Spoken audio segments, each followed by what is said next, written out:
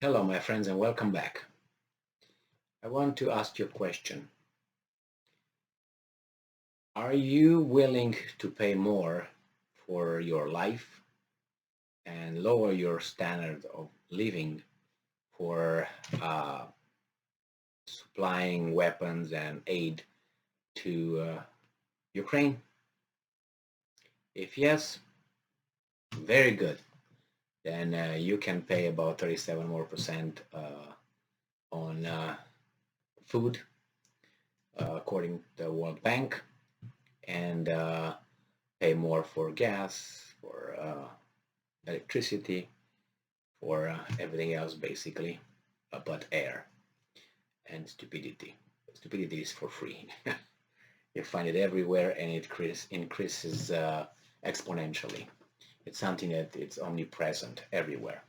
So I have here an article that is related to our involvement in the Ukraine war that has not really anything to do with me or with my family or my neighbor, but somehow we will have to pay dearly for that.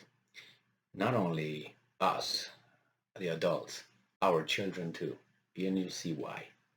As you remember, there was an embargo and all kind of sanctions on Russian oil, and I don't care about Russia. They can whatever they want with their oil. And in order to limit the so-called Russian war machine, we do this and that. But it comes with some costs, and the costs are that this U.S. administration, who's very competent, is not providing us with what we need to live as, in this case, U.S. citizens. And they care a lot about whatever happens 6,000 miles to the east of me right now. So we have here a Bloomberg article from April 19, 2022, and this is linked with a decision that the U.S. administration made to cover the gas price at the pump for the American consumer due to the fact that the oil crisis was triggered by the sanctions imposed on Russia by America and its little guys in the club.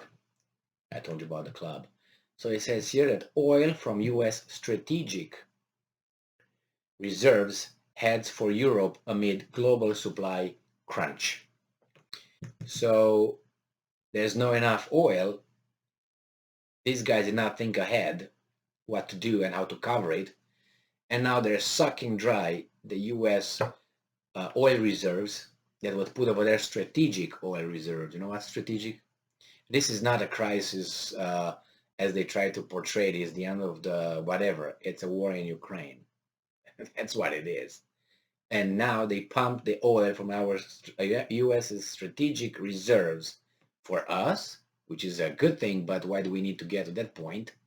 How do we get here? What were the preemptive negotiations and threats and blackmail? Didn't work, didn't they? And now, not only that they suck it dry for us, which that should be in a case of a crisis, they sell it probably overpriced to Ukraine, to Europe, after they made the Europeans do certain things. So great. Those reserves have a button. When we reach that button, what are we going to suck after that? You know what? To each other, because there's nothing down there. Anyway, so it says here that a cargo of crude from the U.S. Strategic Petroleum Reserves departed a Texas port bound for Europe, a sign of increasing oil market disarray as refineries shun Russian supplies and price surge. Refineries, that's how you say it. Oh my. The rare export of strategic U.S. barrels is evidence. I thought this is strategic, U.S. strategic.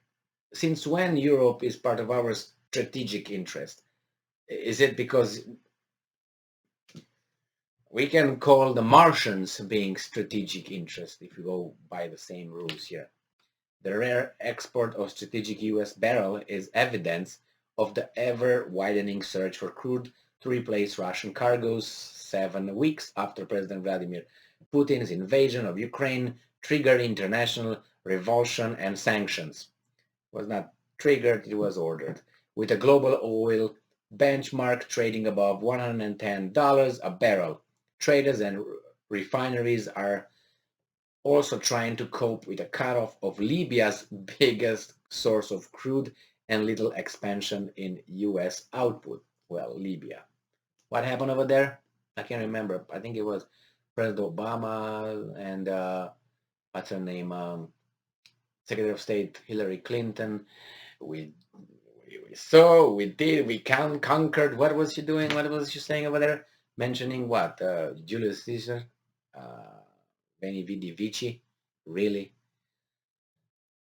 paranoid people. A tanker known as the Advantage Spring loaded low sulfur crude originally pumped from the strategic reserve caverns in southwestern Louisiana at a port in Netherlands, Texas earlier this month, according to a person familiar with the matter. This ship, chartered by an affiliate of French energy giant Total Energy SE, is bound for the key European port of Rotterdam. President Joe Biden, along with several allies, recently offered a portion of our strategic reserve, not they said their strategic reserves, for sale to help alleviate some of the supply pinch associated with the escalating war in Ukraine. Total Energies didn't respond to a request to comment. Why, are they crazy? Why would they? So yeah, these guys are making decisions that will affect us and future generations, because guess what?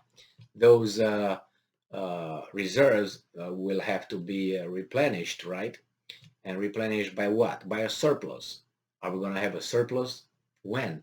When Russia will be only then, and we just go over there and grab it and we pour it in our soil and the reserves, right? Is that how it is? I'm telling you, people, we are, I don't know, how should I put it? There's like a parallel world, the world that we are thinking we're seeing, and the one that is given to us, and the other world that we don't have access to it. We sometimes see just like a little, like a flashlight in the dark, on, off, and you see just flashes, and that's all you see from time to time, and you're moving all the time, so you can't orient yourself, because then every 5 minutes a light is on, off, whatever you saw, and you travel, and again on, off, so you don't know the whole picture. You see only a little picture then, and then you couldn't see the whole thing all the time, like it would be a daylight. And I think it's just really, we should be fortunate with what we have at this moment, and cherish our friends, our families, and that's what we have. And then we're going to fight for resources with one another. All right, well, I'm sorry I have to be in this kind of dark note, but just made a video with World Bank's